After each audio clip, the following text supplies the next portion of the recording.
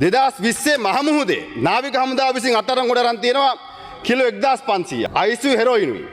2021 1450ක්, 2022 1490ක්, 2023 කිලෝ 720ක්, 2024 කිලෝ 900ක්.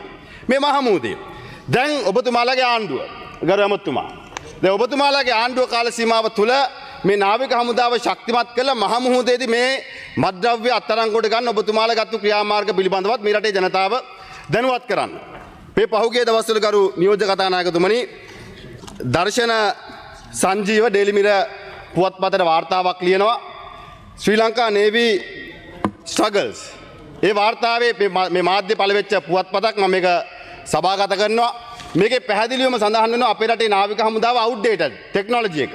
ඒ තාක්ෂණය අප්ග්‍රේඩ් කරන්න ඕනේ. Start your future after O levels. Join IIT. Register now. ඒ වගේම ඔබතුමාලා එකක වෙලා තියෙනවා 2020 වෙනකොට 40000කට නාවික හමුදාව අඩු කරන්න. හැබැයි ඒක ප්‍රායෝගික නෑ, තාක්ෂණයත් එක්ක මේක බද්ධ වෙන්නේ නැත්තම්. ඒකම ඔබතුමාලා මොකද්ද කරේ? හිටපු නාවික හමුදාපතිවරයා ගෙනල්ලා හිරේ දානවා. අනිත් පැත්තෙන් බුද්ධ්‍යංශ නිලධාරීන්ව හිරේ දානවා. දාලා ඔබතුමාලා බලාපොරොත්තු වෙනවා නාවික හමුදාව මේ රටේ මුහුද ආරක්ෂා කරන්න පුළුවන් විදිහට කටයුතු කරයි කියලා. ඒ අයට අවශ්‍ය තාක්ෂණික දැනුම දෙන්නෙත් නැත්තම්, ඒ අයට අවශ්‍ය මිනිස්ත්‍රමය දෙන්නෙත් නැත්තම් කරු නියෝජ්‍ය කතානායකතුමා එතනින් එහාට මේ මහමුහුද ආරක්ෂා කිරීම පිළිබඳව ගැටලුවක් තියෙනවා. ඒ හින්දා ඔබතුමාලා කරුණා කළා ඔබතුමාලා අවධානය යොමු කරන්න.